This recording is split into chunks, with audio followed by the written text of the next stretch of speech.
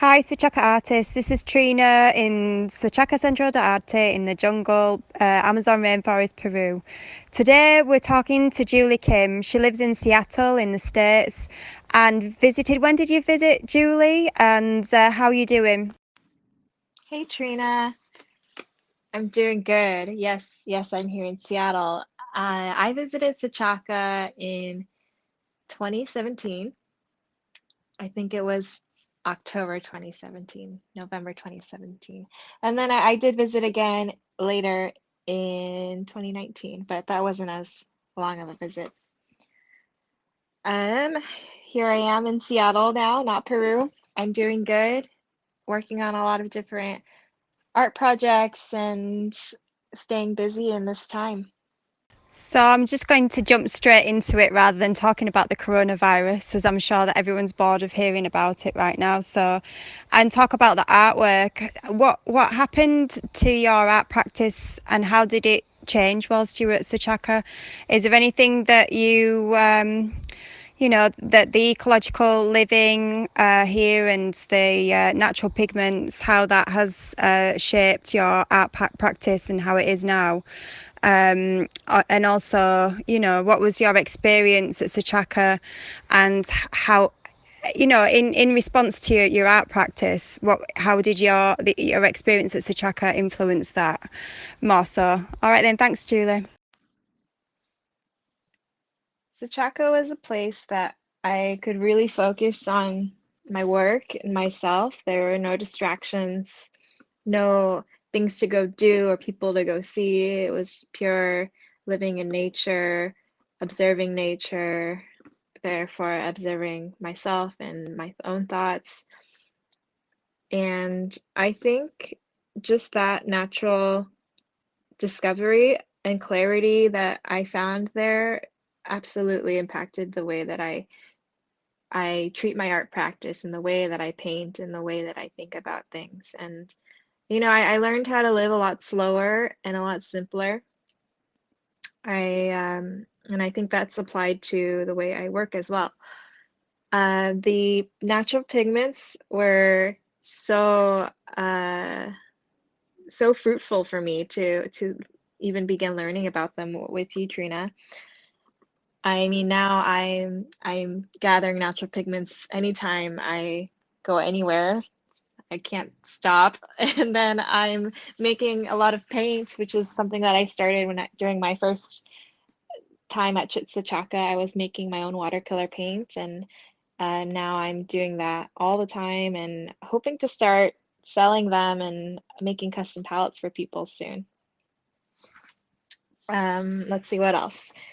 And oh, definitely in my work, it's my paintings, they're exploring the interplay between the natural and synthetic and fusing those worlds together. And so I would say without a doubt that the natural pigments course that I did with you at Sachaqa really evolved into um, a very complex dynamic in my art practice now.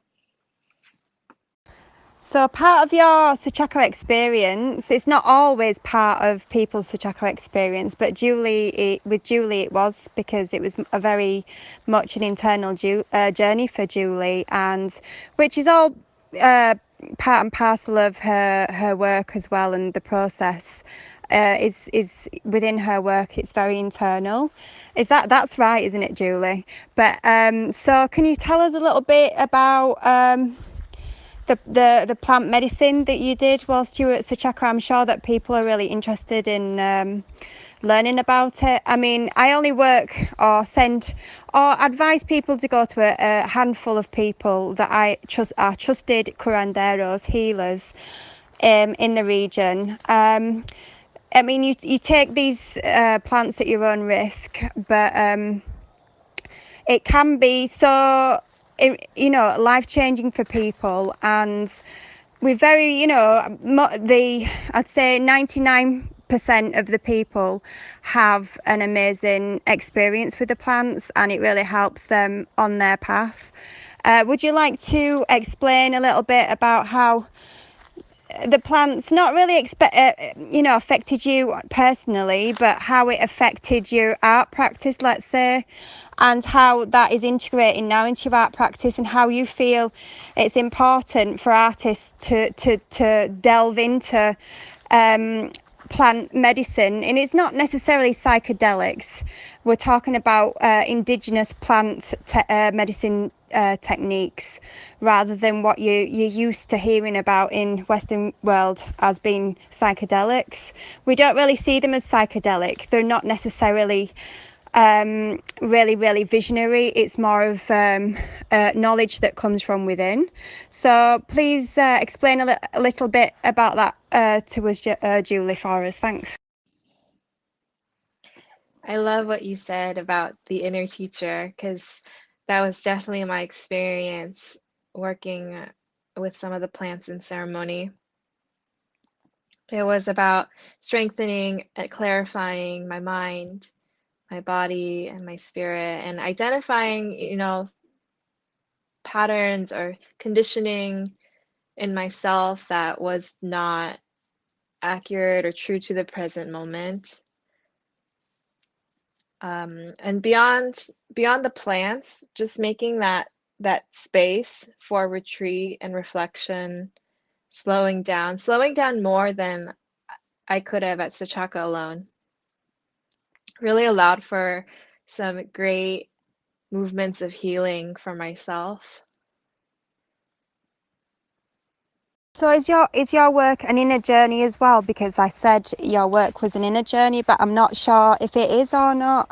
I always feel your work. I always feel that it's in response to something that's, definitely that comes from that deep place that's inside of you. Is that right? For sure. My paintings are definitely this visualization of an unfolding and a loosening and a warming of something that I feel. It's a documentation of transformation of my own inner journey and my own inner inquiry. I'm thinking a lot about patterns, and I'm thinking a lot about color and the way that feels, and the energy of things, the movement of things, the movement in nature. But it's all expressed in the way that it's felt in a very deep internal way for me. I think that each painting, I never know where it's going, and honestly, the painting leads itself. It's almost as if this piece of paper already had this idea in it, and I'm just uncovering it, and I'm uncovering something about myself too, and the painting is done. I think we should pretty much wrap up there. I know it's really short and there's lots more to talk about, but I'm not sure how long we can make these podcasts. Is there anything that you would like to ask me before you go, or is there anything else you would like to say in response to your Sachaqa experience? Oh, there's definitely so much to talk about, Trina. This is just such a brief summary, but I guess I'm curious about your experience going to London and back to Peru, and you know, has your perspective on either places changed? Yes, I'm from Bradford in the middle. Daniel always laughs at that. I always say I'm from Bradford in the middle. It's becoming harder and harder for me to adapt when I go home, because for me, I've become this place. I've become Peru. I've become my garden. I've become all the insects and animals that I see in the garden every day, the river, the people. And when I go home,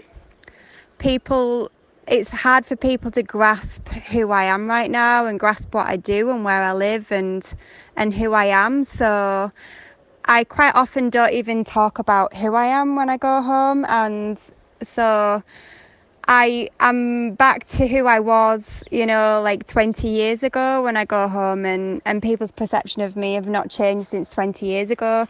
And like when you do plant medicine, and when you you know, when you're living close to Indigenous communities and running a very unique artist residencies like we do here, then yeah, it's just it's another world. I feel it's another world for me. And I mean, I go home to see my family, and it's amazing to see my family, and I love spending time with them. So it was mostly about that. I didn't do any work when I thought I was going to do some painting, and it was mostly about me putting my feet up and being a little girl again, you know, and being looked after, because, you know, obviously life's really hard here. So my mum was doing my cooking and doing the washing and helping me out with the kids, and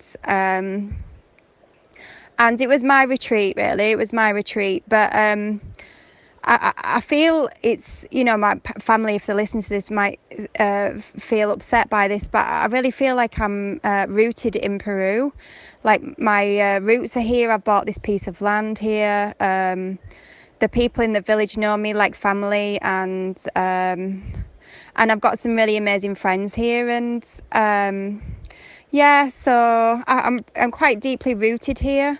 You know, that although, you know, the Englishness is in me, and I am English, and I'll always be English, and I feel, you know, and I love all the people, but, you know, I because I can connect with people like this, then I never feel that far away from anyone, you know, like I feel close to everybody. So you know, as long as we can keep talking and can keep communicating, even in these times of the coronavirus, then I think that we all feel close to one another and connected, and I think that that's the most important thing within relationships and community, is to keep caring about each other and talking. So that, I think that pretty much rounds it up. But when I come home, it's like, yeah, I'm just, you know, I sit on my balcony and look at the toucans in the tree, and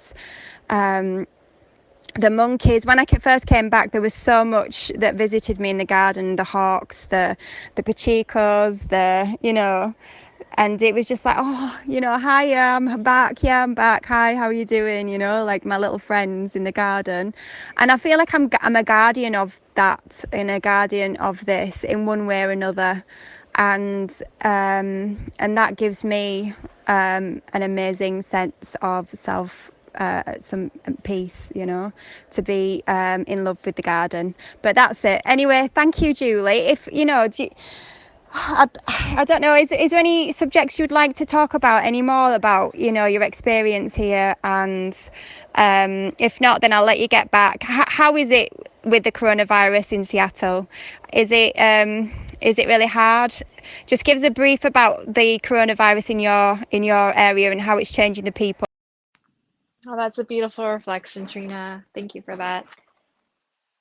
I know that when I was in Peru, I really felt at home, and as soon as I got off the plane, I just knew something was felt right. I like what you said about feeling roots there. For us here in Seattle, the coronavirus has us all in social distancing and isolation. We're to maintain 6 feet at least from each other, and almost all non-essential businesses have closed down. It's a pretty big economic impact here. It's quiet. It's really quiet. And schools have just closed down. Public schools have closed down for the rest of the school year. So I think we're looking at another couple months of staying home and staying away from people. So that's really, really unfortunate, the situation. But, you know, the numbers and graphs that people are sharing are saying it's all working. So I think I'm using this time to focus on more at-home projects, internal projects, writing, reading, things like that. It's not much different than going to an artist residency. Okay, Julie, so we're going to round up now. Can you give me 3 words to describe your Sachaqa experience, and give me all the details that links to your website and Instagram, and so that people can follow you? and have a look at your artwork that you've achieved, which is absolutely amazing. You're one of my favourite artists, Sachaqa artists. I love your work. So yeah, thanks Julie, and lots of love. You know that I love you, and you're an amazing person and so sweet and amazing artist. So blessings to you in Seattle and blessings to your family. I hope everyone stays well, and I'd love to see you again one day if the world permits it, but I realise there's plenty of other countries to see in the world, but if not, then you're always welcome back at Sachaqa. You are. Anyway, thanks very much, love, and have a nice day. Sachaqa in 3 words. Ooh. Alive, free, surprising. I'll send you some links. Thank you so much, Trina. I am such an advocate for your work and what you do too. Wishing you all the best.